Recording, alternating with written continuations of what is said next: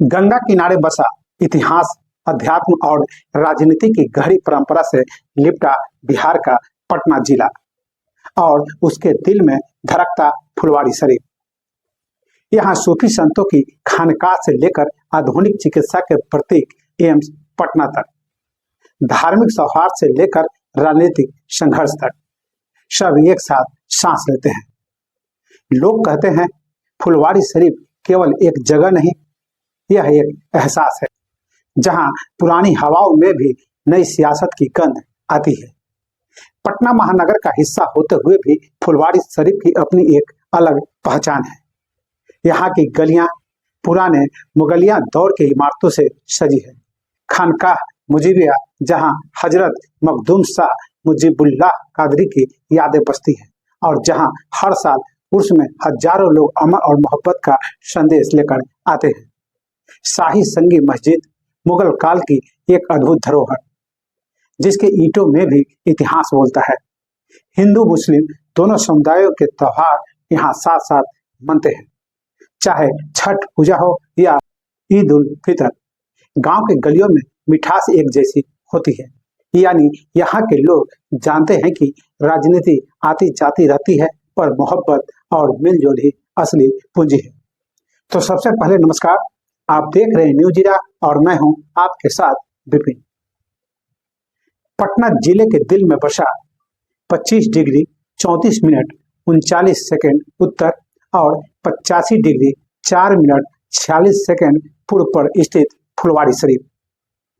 साल 2011 की जनगणना के अनुसार 81,000 से ज्यादा की आबादी, इसमें 42,840 पुरुष और 38,900 महिलाएं, जिसमें मुस्लिम लगभग 56%, हिंदू करीब 43% और बाकी धर्म आधा प्रतिशत से भी कम।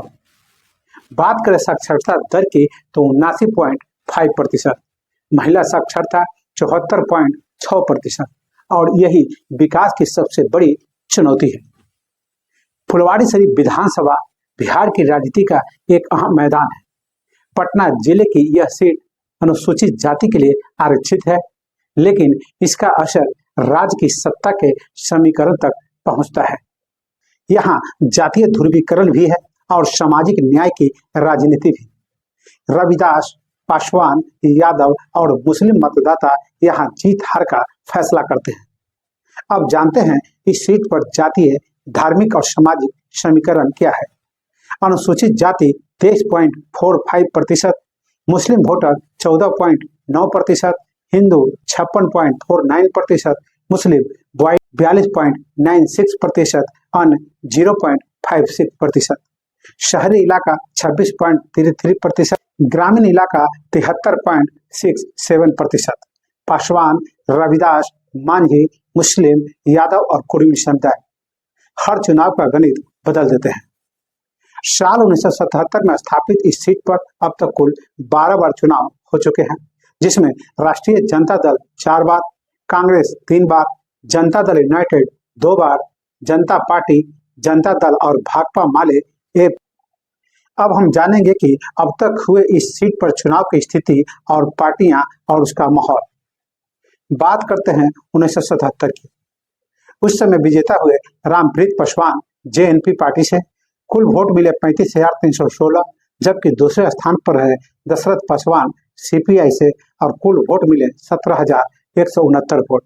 कारण आपातकाल और जनता पार्टी की लहर, दलित वोटरों की बड़ी हिस्सेदारी और वाम दलों की छीन पकड़। साल 1980 विजेता हुए संजीव प्रसाद टोनी कांग्रेस पार्टी। कुल वोट 22,176, जबकि दूसरे स्थान पर है दशरथ पासवान सीपीआई से 20,037 वोट।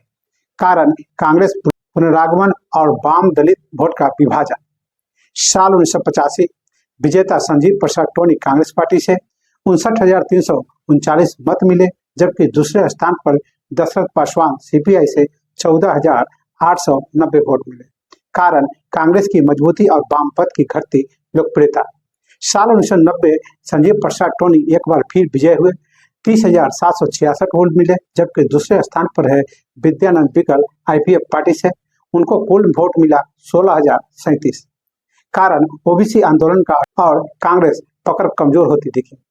साल 1995 में विजेता हुए श्याम रजक पार्टी जनता दल 57,035 वोट, जबकि दूसरे स्थान पर है संजीव प्रसाद टोनी कांग्रेस से, उनको मिला 32,716 वोट। कारण जनता दल ने दलित और पिछड़े वर्ग को जोड़कर सत्ता पर काबिजी की दिशा में कदम बढ़ाया। साल 2000 विजेता हुए श्याम रजक आरजेडी पार्टी से 47,856 वोट मिले, जबकि दूसरे स्थान पर रहे संजीव प्रसाद टोनी कांग्रेस से, उनको मिला 38,666 वोट। कारण आरजेडी की दलित ओबीसी रणनीति परिणाममुखी हुई। फरवरी 2000 चुनाव पहला श्याम रजक विजेता हुए, 56,009 वोट मिले, जबकि दूसरे स्थान पर हुए उदय कुमार जनता दल यू से, उनको वोट मिला 39,143। उसी वर्ष दूसरा चुनाव अक्टूबर 2005 में हुआ। उस समय श्याम रजक आरजेडी से 44,999 वोट मिले और सेकंड पोजीशन पर रहे अरुण मांझी जनता दल यू से, उनको मिला 44,420 वोट। कारण दोनों बार मुकाबला बेहद क्लोज था। साल 2009 उपचुनाव विजेता हुए उदय कुमार आरजेडी से, कुल वोट मिला 44,485 वोट, जबकि दूसरे स्थान पर रहे श्याम रजक जनता दल यू से और उनको मिला 43,211 वोट। कारण श्याम रजक ने पार्टी परिवर्तन का असर दिखाया और आरजेडी को तत्काल लाभ। साल 2010 में विजेता हुए श्याम रजक जनता दल यू से 67,390 मत मिले, 49.75%, जबकि दूसरे स्थान पर है उदय कुमार आरजेडी से 46,216 वोट, 34.11%। कारण श्याम रजक के जनता दल यू प्रत्याशी के रूप में वापसी हुई। साल 2015 में एक बार फिर विजेता हुए श्याम रजक जनता दल यू से, कुल वोट 94,094, वोट प्रतिशत 49.77%, जबकि दूसरे स्थान पर रहे राजेश्वर मांझी हम सेक्युलर से 48,381 वोट मिले, तो उनका वोट प्रतिशत रहा 25.59%। कारण जनता दल यू का दबदबा और गठबंधन सहयोग से जीत पक्की हुई। साल 2020 विजेता हुए गोपाल रविदास सीपीआई एम, कुल वोट मिले 91,124 वोट, यानी कि प्रतिशत में 43.57%, जब दूसरा स्थान हुए अरुण मांझी जनता दल यू से, कुल वोट 77,267 वोट मिले, 36.95%, अंतर 13,857 वोट। इस सीट का सबसे बड़ा चेहरा श्याम रजक 6 बार के विधायक, 1 बार जनता दल के टिकट पर, 3 बार राजद से, अब 2 बार जनता दल यू से। 2010 और 2015 में उन्होंने जनता दल यू के टिकट पर जीत दर्ज की, लेकिन साल 2020 में राजद ने यह सीट अपने सहयोगी भाकपा माले एल को दे दी और सीपीआई-एमएल के गोपाल रविदास ने 13,870 वोटों के अंतर से फतह हासिल किया। अब जानते हैं पार्टियों की स्थिति। बात करते हैं महागठबंधन की, जिसमें आरजेडी, कांग्रेस, सीपीआई-एमएल मुख्य घटक दल हैं। साल 2020 में आरजेडी क्षेत्रीय रूप से मजबूत रही, लेकिन सीट पर सीपीआई-एमएल ने कब्जा कर लिया।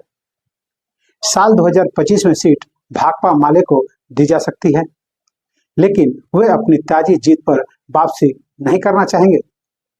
बात एनडीए की, Janata Dal you, BJP, LJP गठबंधन नई चुनौतियां दे रहा है, विशेषकर दलित चेहरा पर, जिसमें श्याम रजक या कोई नया उम्मीदवार उतार सकता है।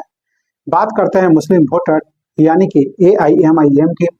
एआईएमआईएम या मुस्लिम पहचान वाली पार्टियां साल 2020 से आगे वोट काट सकती है। महागठबंधन को यह संतुलन साधना होगा। लोकसभा चुनाव 2024 का इस पर असर होगा। पाटलिपुत्रा में आरजेडी की जीत मीसा भारती ने विपक्षी जोश बढ़ाया है, लेकिन विधानसभा तालमेल और सीट वितरण चुनौती बना रहेगा। हम बात करते हैं रणनीति की, तो गठबंधन को दलित, मुस्लिम, ओबीसी समीकरण रखना होगा। नई पार्टियां जैसे एआईएमआईएम से निपटना होगा। टकराव की स्थिति बनी रहने पर एनडीए को मौका मिल सकता है। चुनाव सिर्फ पार्टी आधारित नहीं, बल्कि कौन आपके इलाके में आता है, आपकी बात सुनता है। यहाँ लोग पार्टियों की बात नहीं, नेता की ईमानदारी और पहुंच पर वोट करते हैं। यह सिर्फ एक विधानसभा सीट नहीं, यह बिहार की राजनीति का आईना है, जहां धर्म, जाति, इतिहास और विकास सब मिलकर तय करते हैं कौन बैठेगा सत्ता की कुर्सी पर। साल 2025 का चुनाव सिर्फ एक विधायक नहीं चुनेगा, बल्कि शायद बिहार की राजनीति की दिशा भी तय करेगा। तो बस फिलहाल के लिए इतना ही। वीडियो पसंद आए तो लाइक और शेयर करें, चैनल को सब्सक्राइब और फॉलो करें, साथ ही अपना सुझाव कमेंट बॉक्स में देना ना भूलें। नमस्कार।